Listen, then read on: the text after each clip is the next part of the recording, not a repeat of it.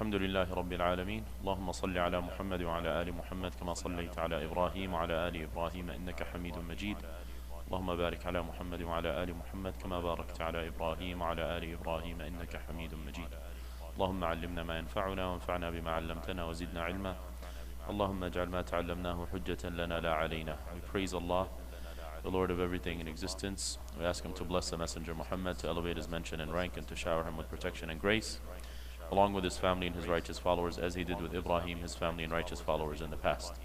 We ask him to teach us what benefits us and to allow us to benefit from the things that we learn and to increase us in knowledge. We ask him to make the things that we learn an evidence for us and not an evidence against us. Welcome to another session of prophetic stories, illustrations of life, where we're covering the life and times of our Messenger Muhammad and trying to extract some lessons and morals that we can apply in our daily lives. So this particular chapter starts with the, and I get to hear myself.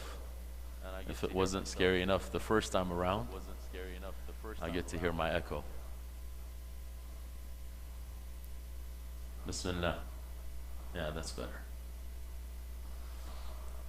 It starts with the following statement: هذا يوم وفاء وبر. هذا يوم وفاء وبر. So this is a day of wafa. Wafa is when you are able to be truthful and you're able to pay back in due measure, and you're able to showcase high ethics.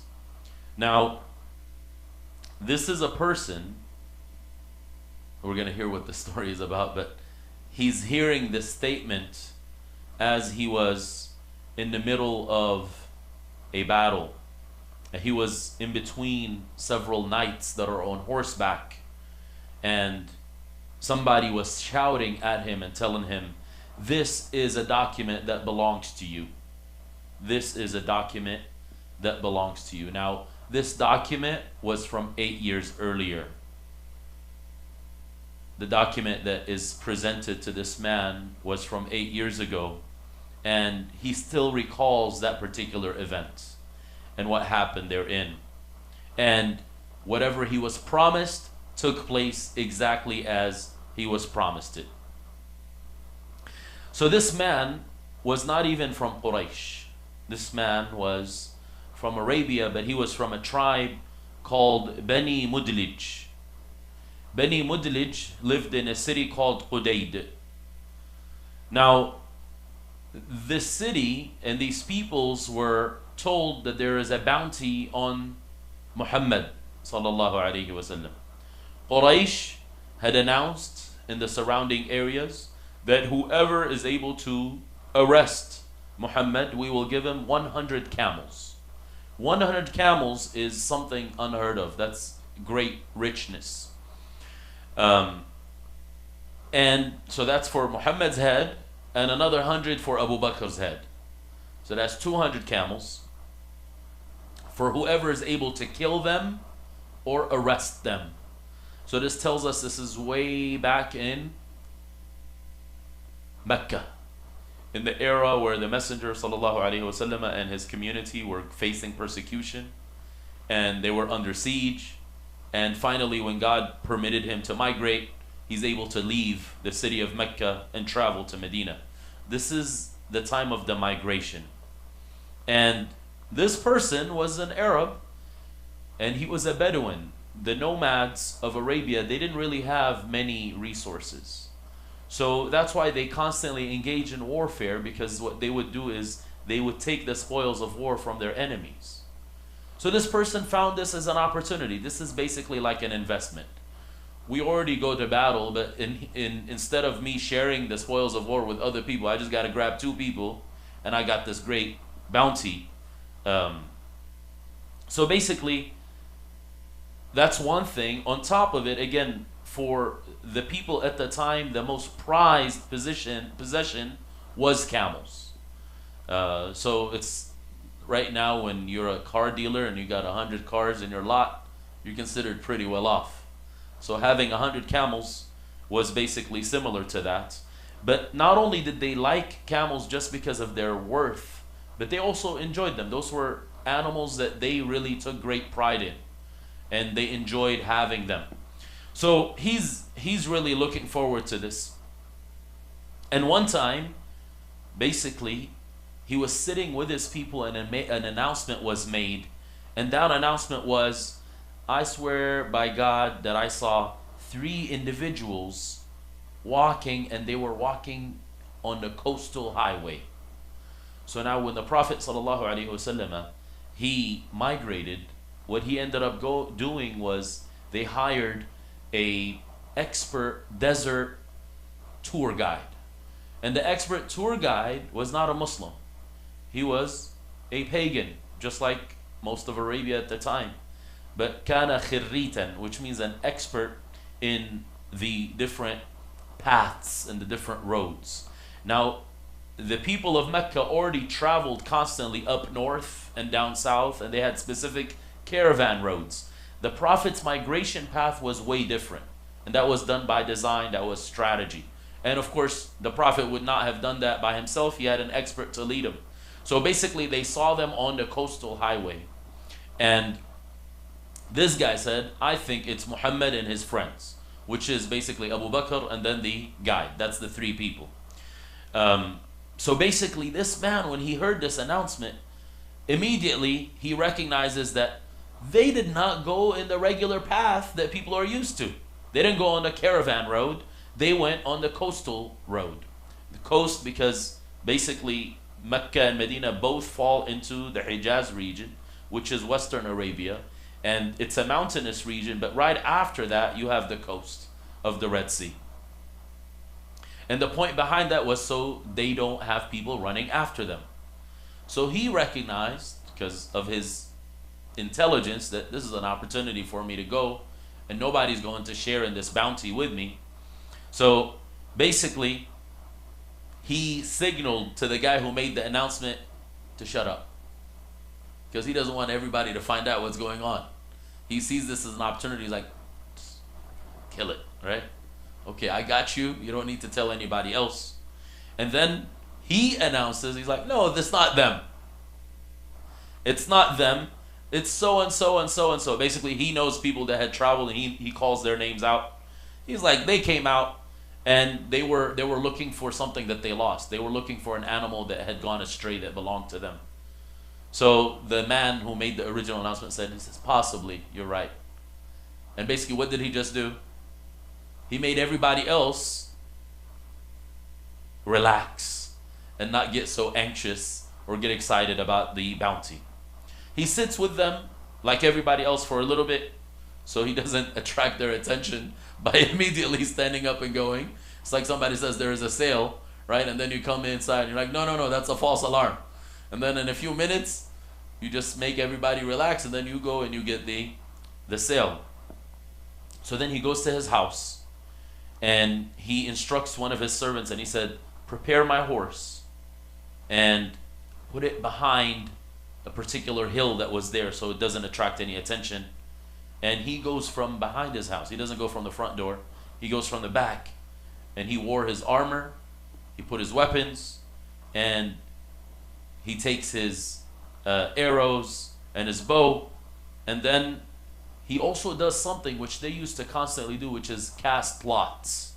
Because that was part of their superstitious beliefs. Before they would take any journey, they would do something related to superstition. You know, that's just part of paganism. Paganism revolves around superstition, and that's why one of the main things that the Messenger of God came with is to eliminate superstition. So when a believer travels, they just travel in the name of God, and they don't need to worry about signs and look up and where the bird's flying to, what direction are they going, how is the weather. No, you just take off and you leave, and you trust in God. So basically, he took something that he used to cast lots with, and he takes his arrow and he strikes it on the ground, on the sand, and the point behind that is so nobody can see him lifting anything up. And then he just goes, ducks down all the way to his horse, and then he jumps on his horse and he just goes. This was actually, casting lots for them was their form of istikhara. You know, many of us are familiar with the concept of istikhara, and istikhara is simply a prayer. Before we make a decision, we do istikhara. By the way, istikhara does not have to do with two options. Most people think it's like, it's either this one or this one and you pray istikhara. No.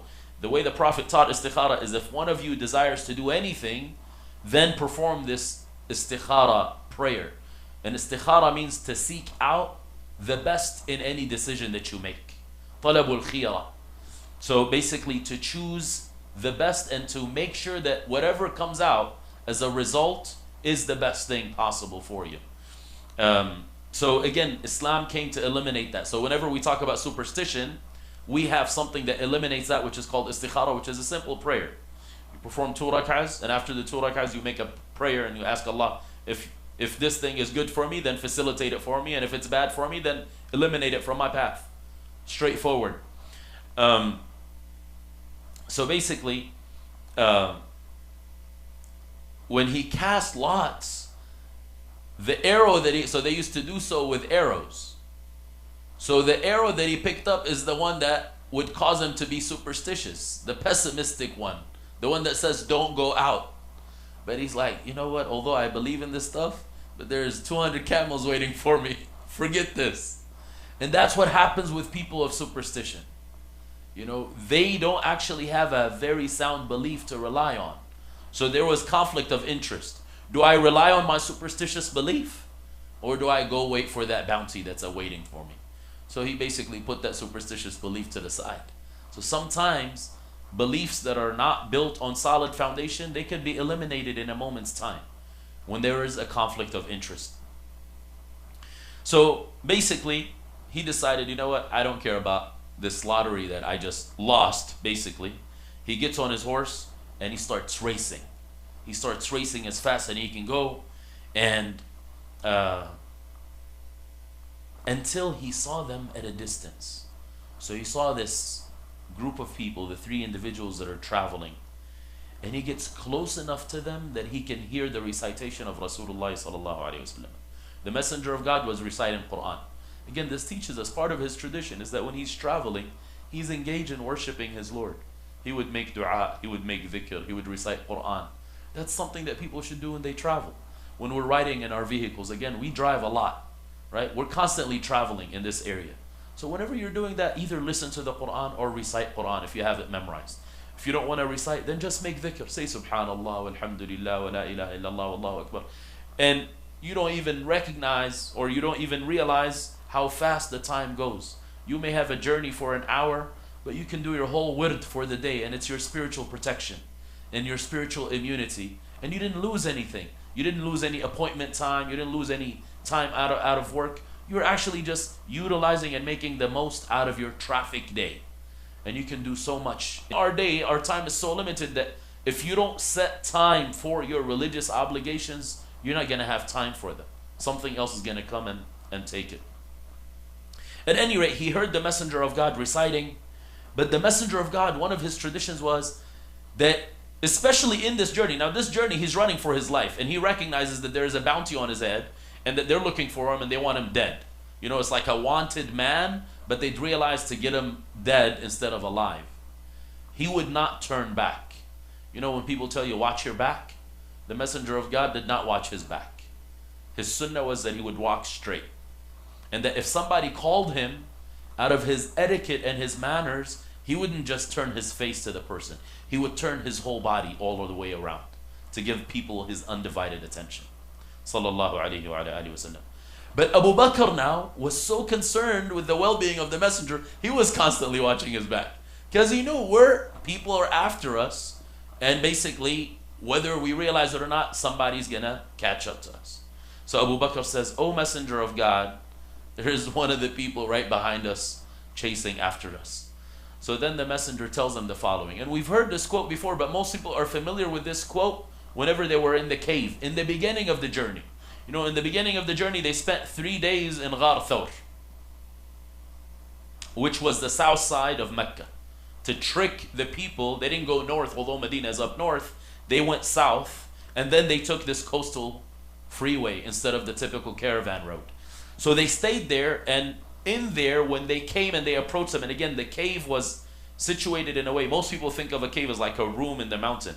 But Thawr was actually a hole that's dug down in the ground of the mountain. And that's why they were standing on top of them. And Abu Bakr says, O Messenger of God, if they just look at their shoelaces, they would see us. And the Messenger of God says this same statement, لا تحزن إن الله معنا. Don't be sad, but also hazan could be anxiety. And it could mean depression.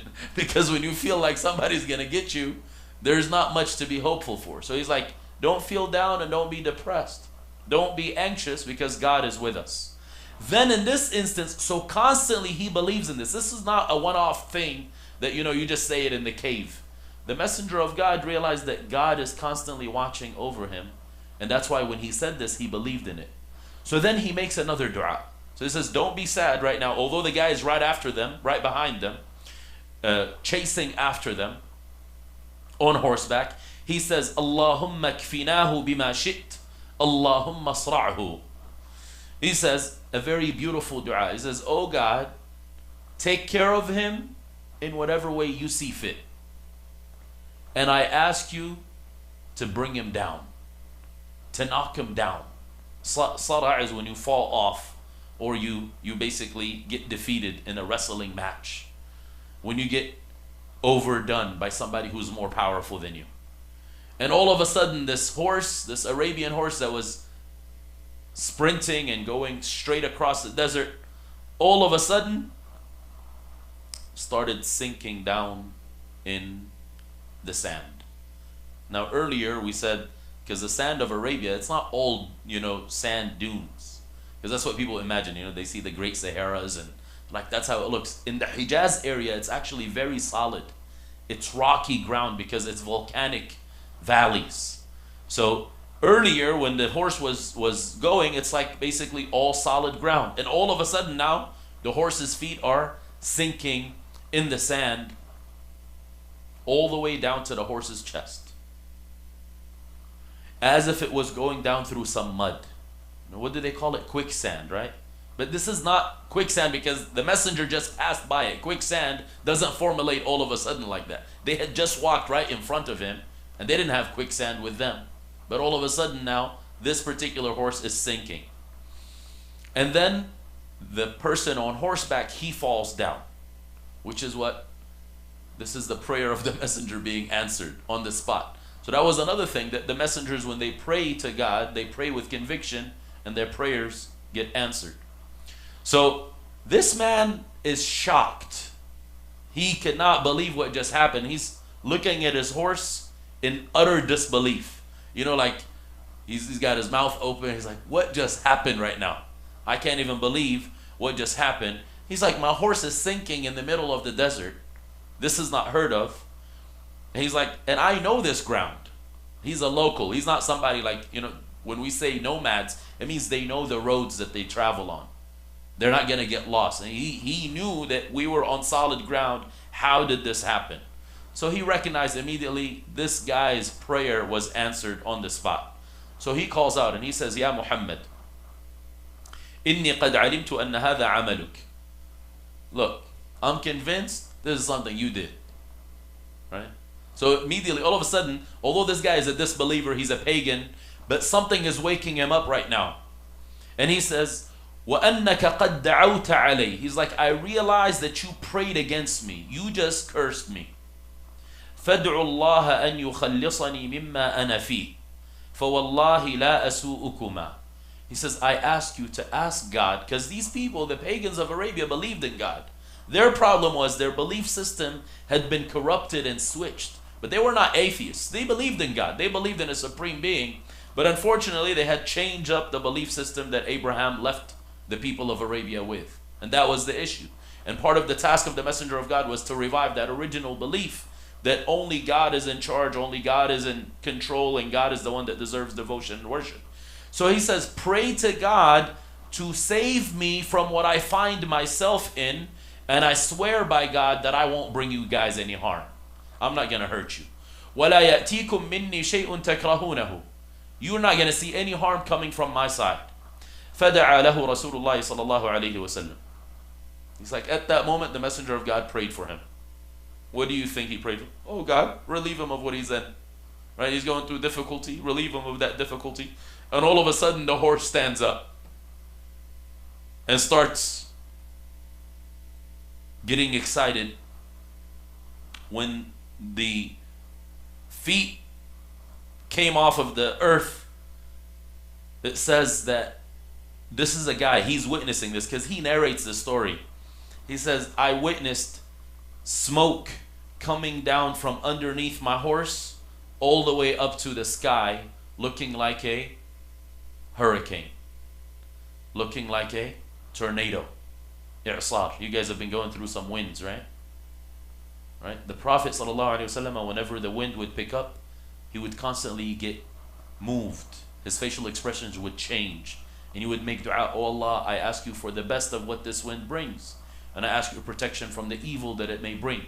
I was driving today in the neighborhood because I visited San Bernardino today, and in the neighborhood a tree had been uprooted, and it was on in the front yard, and the roots of the tree came out of the ground and the whole lawn is ripped. Right? So I didn't realize, because where we live there isn't much wind now anymore, but winds are 40 miles an hour and things are getting knocked down, and there's a lot of things that happen. So this guy saw something like that. So he's like, okay. So I just saw two signs. I saw what happened to my horse, and I saw myself falling down, and I'm an expert horseback rider. Then I see him praying again, and my horse gets up, and all of a sudden now I see a tornado from underneath my horse going all the way up to the heavens. So he said to himself, I don't have a doubt that this man is going to have authority in the land, and this man is going to make it. And he said, this man is going to be victorious. But he felt, because again, he's not refined yet, his belief system is still corrupt. He says, if this man becomes victorious, he's going to ask for my head, because I nearly came and killed him right now. He's going to ask for this Bedouin from Bani Mudlij, from this particular tribe. So he said,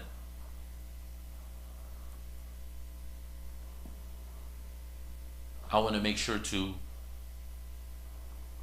get something from him right now to protect me in the future. I don't want to risk what the future holds for me. So he says, I am Suraqa. Suraqa ibn Jush'um, that's his name.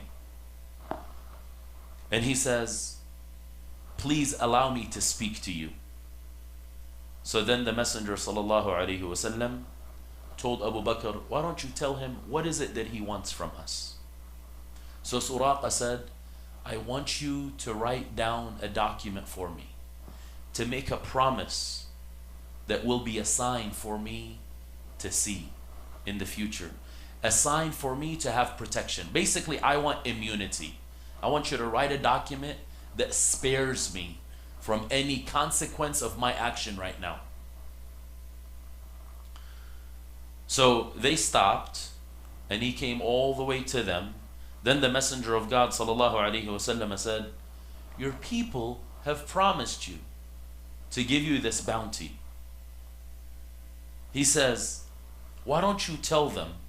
He said,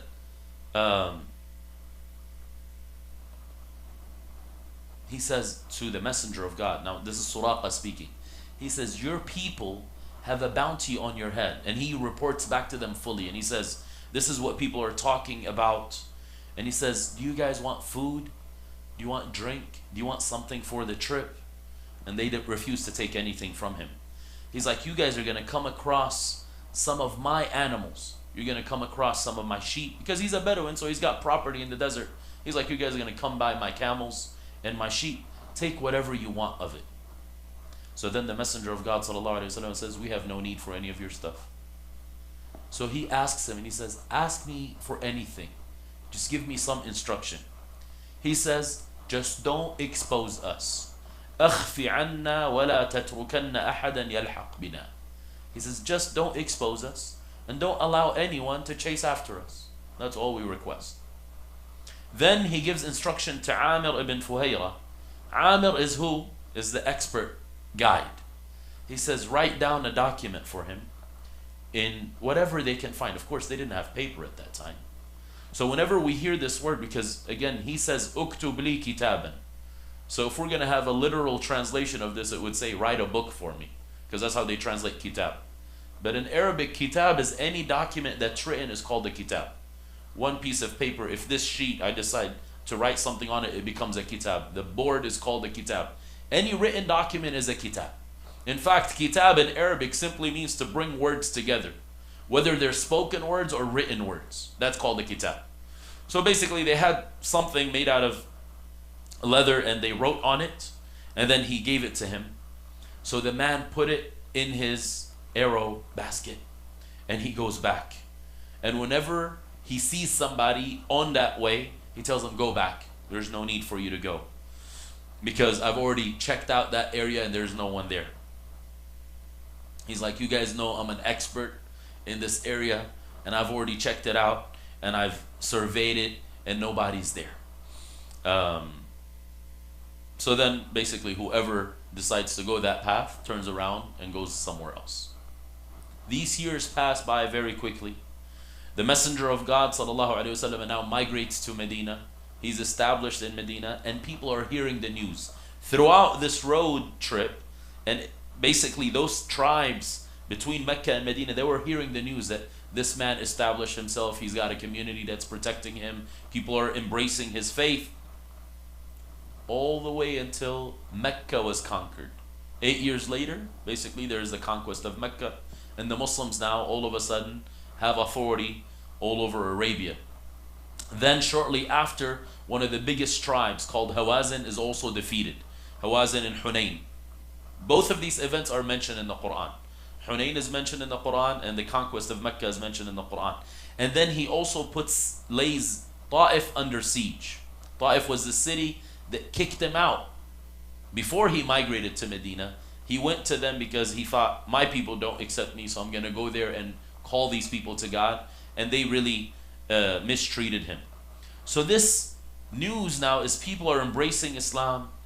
So he goes and he takes the document that was written for him, this promise of you. It's kind of like a warranty, right? A warranty is a sheet that has some type of promise for you. So he goes and he meets the Messenger sallallahu alaihi wasallam while he's right outside the outskirts of Mecca. And he notices that the Messenger is surrounded by soldiers. So then he goes in between these soldiers and they're telling him, what do you want? And they all have weapons and they're like, what are you doing here? You know, like you're walking into the wrong area. And he says, I want Muhammad sallallahu alaihi wasallam. And he sees him on his camelback. And he sees that the Messenger of God, because when you're on camelback, what he was wearing is an izar, which is the lower garment that covers the body. And his leg, the bottom part of his leg was exposed. And he says, I was seeing it and it was bright and it was illuminating.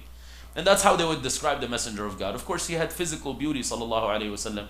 So things would stand out whenever they would describe his physical appearance. So then he gives them the document. He says, O Messenger of God, this is the document you wrote for me. This is the warranty you gave me. I am Suraqa ibn Jush'um. Now we hear this more than once, by the way. People say the Messenger of God wrote something. In reality, the Messenger of God did not write. What did he do? He instructed someone to write. He dictated words, just like the Quran. That's how it was documented in his lifetime. He never wrote it down, but he dictated it to his people, and the people wrote it down, whoever was able to write. He had specific scribes. So it's the same story here. So then the Messenger of God sallallahu alaihi wasallam tells him, "Na'am al-yawmu yawmu wafa'in wa birrin wa sidq udnu." He says, yes, that is true. Today is a day of fulfilling promises. That's what wafa is. Wafa is when you are loyal and you fulfill a promise. So that's why when you have a debt and it's due at a particular date, when you go and pay it back, that's called wafa'ud dayn. What did you just do? You were loyal to the promise that you made. You said, I'm going to pay you in day X, Y, or Z. And you pay back, so that's called wafa. So being true to your promise. He says today is a day of truthfulness to fulfill promises, and a day of treating people kindly, birrin wa sidqin, truthfulness. He says, come close. So Suraqa comes close to the Messenger of God and he announces his Islam. Now, this is actually one of the few occasions, because this actually is like a side topic, which is announcement of people's embracing of Islam, like the Shahada being announced. The Shahada being announced did not necessarily take place in front of people all the time. Many of us think that if somebody wants to embrace Islam, it's got to be on a Friday after the khutbah where the masjid is packed, and then you bring the individual all the way up to the front and you give them a mic, you put it in their face, and you tell them repeat after you, and it's a foreign language, and the person is shaking and they're traumatized, and then 1,000 people give him a hug and kiss, and he's never been hugged and kissed that many times in his life, right? And we think this is actually a prophet's tradition. That's not the tradition of the prophet. Shahada was basically whatever took place naturally. It wasn't set up. It wasn't like, a screenplay, like a movie. It wasn't something that had a specific way about it. It's just, if somebody wanted to embrace the faith, the Messenger of God would facilitate that for them. So it's good actually for us to challenge some of these norms that have been normalized, because that's not actually from Islam. And if the person is going to feel bad, or they're going to regret this, because this is a state where someone is actually very vulnerable. Spiritually, they're vulnerable because they're opening up and they don't know any better. So whatever you tell them, they're going to do it. You tell them jump, they'll jump. Because they're like, well, I'm brand new, I don't know anything. And mashallah, all the Muslims are experts in this. So everybody decides to tell them something. Guy's like, what's your name? He's like, my name is George. You're like, no, brother, your name is Muhammad. That's it. From today, your name is changed. Who told you that's part of Islam? When did the Messenger of God change people's names? There's only a few occasions where people had negative sounding names that these names were changed. And it wasn't at the moment of embracing Islam. Brother, you can't dress this way. I have clothes for you. Come with me. You go to your car and you give them part of your ethnic clothing as part of the Shahada. Right? Before the person does anything, you're like, all of a sudden you just made him lose his identity 100%. That's not from Islam. There is no evidence to that whatsoever. Even saying the Shahada in Arabic is not a requirement. Yes, it's recommended for those who are able to, but just imagine you're speaking a foreign tongue and you're repeating a whole statement and you're going to fumble it and you're going to make mistakes in it, especially in the presence of other people. Nobody likes to speak in public. Not everybody's a public speaker. And now you got this person on the mic, and just imagine if the mic is messed up and it's got problems, it starts echoing or it's making crazy sounds. This individual is just terrified. And people are just, yeah, please, because people are about what? The spectacle. It's like a show. And it's not really, the Shahada ceremony is not for the person making the Shahada. Who is it for? It's for the crowd. Just like any other spectacle. So it's for people to feel good. It's not for this poor person that just embraced Islam. Right? So none of us actually care about their feelings. The reality is, after those hugs in the original ceremony, you don't see them again. So it's basically just like a football match. You go, you celebrate, you're a cheerleader.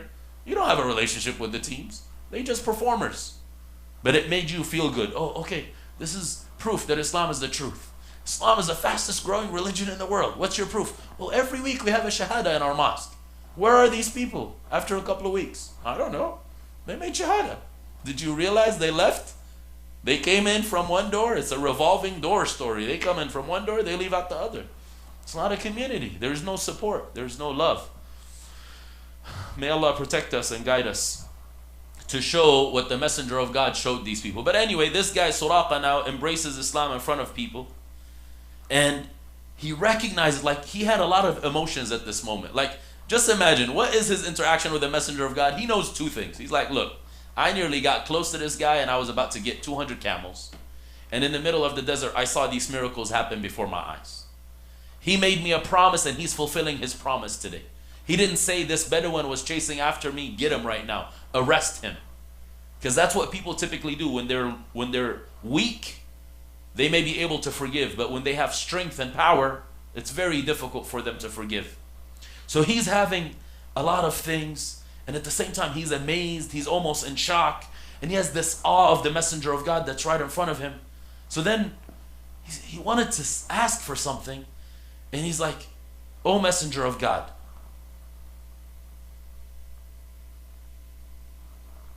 he asked him a question. He says,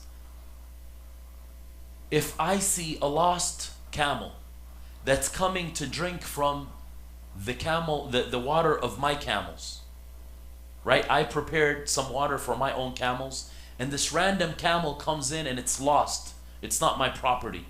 Will I be rewarded for giving it water?" So then the messenger of God says, "Na'am fi kulli kabidin harra ajrun." This is actually a huge principle in Islam. In another wording of this narration, "Fi kulli kabidin ratibin sadaqa." The messenger of God told him, yes, every living being, but specifically he says, anything that has a liver that's functioning, you're going to get reward for helping it to be alive. So offering it drink will get you reward. This is something to teach us that regardless whether it's your property or not, whether it's your pet or not, if you feed it, if you're allowed to, of course you don't want to get in trouble. Don't go to your neighbor's dog and start feeding it, and then the neighbor gets mad at you, calls 911 on you. Don't do that. Well, I just read the hadith. The hadith says I get reward for feeding, animals. This is a stray animal, right? Now, why would he ask this question?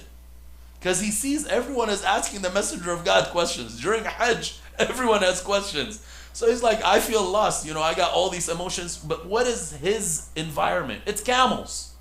Where does he live? In the desert. What typically happens? Somebody loses a camel and this random camel shows up. So that's what he decided to ask about. So the messenger of God, sallallahu alaihi wasallam, smiled at him, brought him close to him, welcomed him, was very accommodating of him, and he did not remind him of anything from his past. I mean, just imagine. When we talk about traumatizing experiences, this is like the definition of trauma. Right now we're hearing about trauma and somebody's scaring you, even if they don't actually commit a crime, but just pushing you or going after you or pulling a gun in front of your face. That's a traumatic experience. The messenger of God faced this traumatic experience, but how did he deal with it here? And again, this is not to undermine anyone who goes through a traumatic experience, but this shows us that the messenger of God was beyond how human beings react. Many people can't recover from these experiences. In fact, when they see the person who harmed them, they get triggered. If they hear their name, they get triggered. The messenger of God here was able to control his emotions and not recall that this guy 8 years earlier was after me trying to kill me. So he did not mention anything as if it didn't even happen. Now,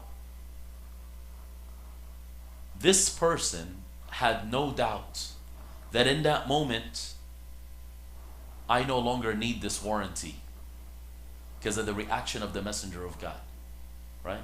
Like, before Islam, this guy was like, I wonder if I'm going to be safe. But at this moment, with his interaction with the messenger of God, he's like, I don't need anything. I know that I'm safe. I don't need to present any document. So then Suraqa goes back to his people, and basically what he does is he takes a bunch of his camels, because that was his property, and then he takes it to the messenger of God and he donates it in charity. Who was this person? Earlier was looking for a bounty on the Prophet's head to gain extra camels. But this is what faith does. He switches from being an enemy to being a complete loyal servant of God. So he says there is amazing lessons in this particular story. Number one, that Suraqa would actually ask for this warranty from the messenger of God in that particular condition. Like, of all the things he could ask for, he asked for a warranty. Now, did you ever hear of something like that where, so this is like a gangster, a highway robbery, chasing after someone, and then they fall down and they trip, right? And then they ask the person they're chasing, please give me a warranty for the future. Who's supposed to be scared of who? Who's supposed to ask for a warranty in this time? It would be the person that's being chased, the one that's on the receiving end of this trauma. He says the second lesson is Considering how in the beginning of this particular day, Suraqa was fully invested in finding the messenger and killing him, or arresting him and presenting him to the Quraysh. But by the evening time, he was protecting the messenger's honor and even defending him from anyone else that's chasing after him. Things like that can happen. Most people think, no, these enemies, they'll never change. These people are hardcore enemies. The hearts are under God's control, and He can change them whichever way He wants. But unfortunately, human beings can't conceptualize that. This guy was going after the messenger of God, and he switched in a moment's time because he saw something that he couldn't explain logically, but it affected him and it changed his mind. He says the third lesson is how amazing is the difference between the two meetings. The original meeting that he had, when the messenger was migrating in the middle of the desert, and all he had was his friend Abu Bakr and his dalil, his guide, and he had these 2 camels with them. And then all these Arabian tribes in the coastal area of Hijaz, they're after him. They're looking for him to ambush him. Then he meets him again, and he sees, so look, he was in solitude, right? The messenger of God was running for his life. 8 years later, he's got thousands of people, 10,000 people surrounding him. That's the second meeting. 10,000 people, not just 10,000 people like that are weak individuals. These were the top soldiers of Arabia that had just conquered Mecca and just won one battle after the other, and they are basically victorious. These are the soldiers of Muhammad sallallahu alaihi wasallam. And that moment, all of the Arabian tribes in the coastal area were coming to him to embrace the faith and to say, we submit. So again, what an amazing change of events. Number 4, he says also, Suraqa, the same individual, the same person, look at the difference between him when he was being aggressive in seeking the messenger of God due to the desire of increasing his wealth and bringing about more camels to his to his property. And now the second Suraqa. So this is the same individual. Suraqa before and Suraqa after. Right now most of us, when we think before and after, we see pictures of people before the diet and after the diet, right? So imagine this. Imagine Suraqa here. The first Suraqa is the Suraqa that's power hungry. Suraqa that is materialistic. Suraqa that's looking for the bounty. He's a bounty hunter, right? That's all he cares about. He's looking for that prize, 200 camels. That's basically something that once I have, I'll retire. I don't longer have to work. And then the after picture is Suraqa, who's bringing camels to the messenger of God to support the community in charity. Same individual. Huge difference. And he says, finally, how short and how brief are these 8 years when it comes to human history? 8 years pass by extremely quickly, right? It goes back just like this, like a very quick event. But in the life of the Messenger sallallahu alaihi wasallam, those 8 years were amazing years, full of events. They were eventful years. And basically in those years you have Badr, you have Uhud, you have Khandaq, you have Hudaybiyah, you have the conquest of Mecca. And then Suraqa is seeing all of these things. To him, these are all contradictions. Suraqa, again, didn't know much about this man other than, I just know this guy is in trouble, and if I get him, I'm going to have a lot of richness. Right? A lot of riches, and I'll become rich. All of a sudden, he sees all these events, right? So when we talk about Badr, that's the year 2 after the migration. Uhud, the year 3. Khandaq, the year 5. Hudaybiyah, the year 7. Or 6, plus or minus. And then finally, the conquest of Mecca, the year 8. So he sees all of these events within an 8-year period of time. Now, there was many other things that happened during this time period. But why is he highlighting battles? Because this is, again, when the Messenger of God faced his enemies. Those are the same individuals that had done what? Set that bounty on his head. And he's saying, wow, this is like, he keeps on winning every single time he meets with his enemies. Although he's weak and his community is not that powerful, yet he's being supported.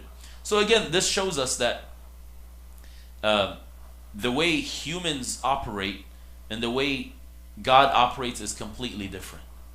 And God's promise is true. And remember what the messenger said in this story, Inna Allaha ma'ana. God is with us. So when God is with you, it doesn't matter who's against you. But you have to have confidence in that.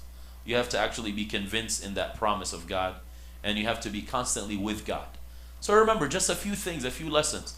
The messenger of God, as he's traveling, he didn't migrate on his own. You know, we are told that before he migrates, he tells Abu Bakr, he goes to him one day and he says, my Lord has given me permission to travel. So he was awaiting for permission. And this is the messenger of God. But he's waiting for instructions. And then Abu Bakr says, may I please join you? And he says, yes, you may. Right? So the story is amazing, full of lessons. We ask Allah to bless this messenger Muhammad.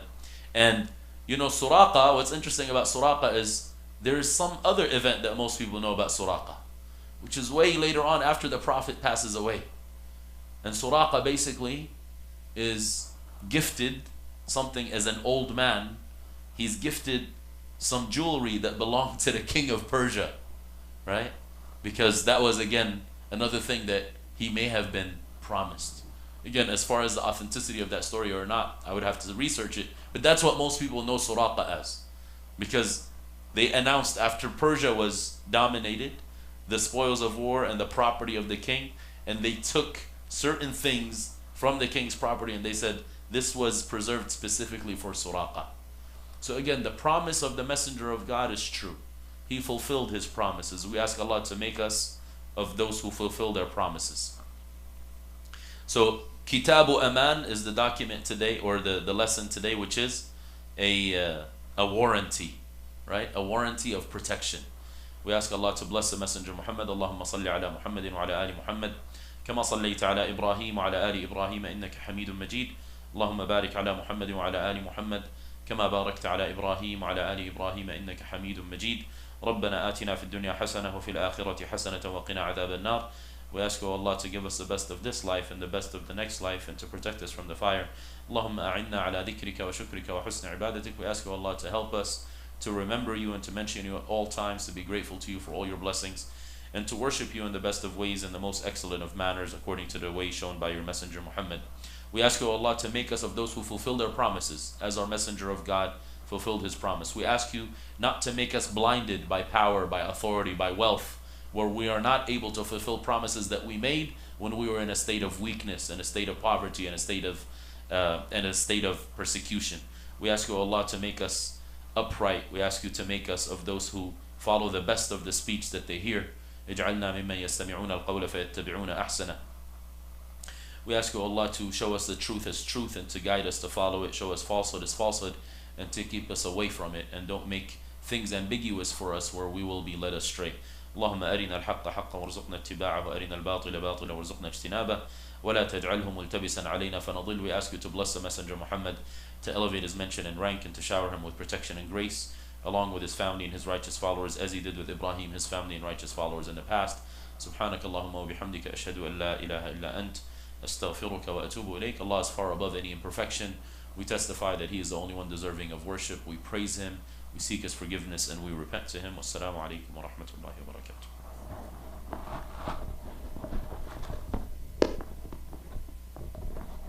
Thank you, Saad, for the water.